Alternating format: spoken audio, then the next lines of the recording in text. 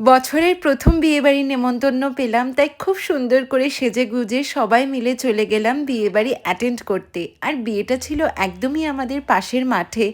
তো আমাদের তো ভীষণ সুবিধা হয়েছে যেতে। আর গেটটা দেখো কি সুন্দর করে সাজিয়েছে। আর গিয়েই তো প্রথমে বর বউকে দেখে নিলাম, আর তারপরে দেখা হয়ে গেল মাম্পিদির সাথে। তো ওখানে আমরা একটু ফটো ভিডিও সেশন করলাম।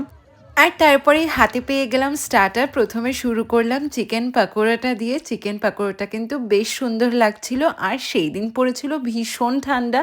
তো খেতে আর সেজেগুজে দাঁড়িয়ে থাকতে কিন্তু কোনো অসুবিধাই হয়নি। আর তারপরে মেন জায়গায় চলে গেলাম, ডিনার করতে চলে গেলাম। তো দেখো কতটা স্পেশিয়াস ছিল জায়গাটা, তো আমাদের তো একদমই অসুবিধা হয়নি।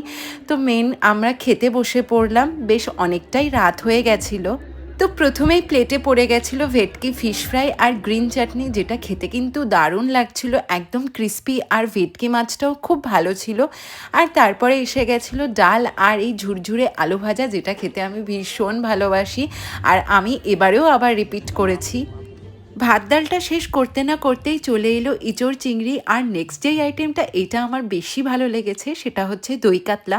আর দই কাতলাটা খাওয়ার পরে মেন শো স্টপার, সেটা হচ্ছে মাটন।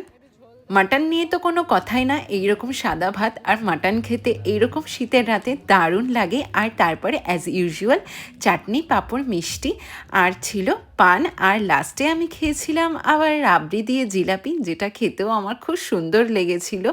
আর তোমরা যদি আমার এই মেকআপ ভিডিওটা দেখতে চাও, তো অবশ্যই কমেন্ট করো, আমার লুকটা আমি অবশ্যই শেয়ার করব।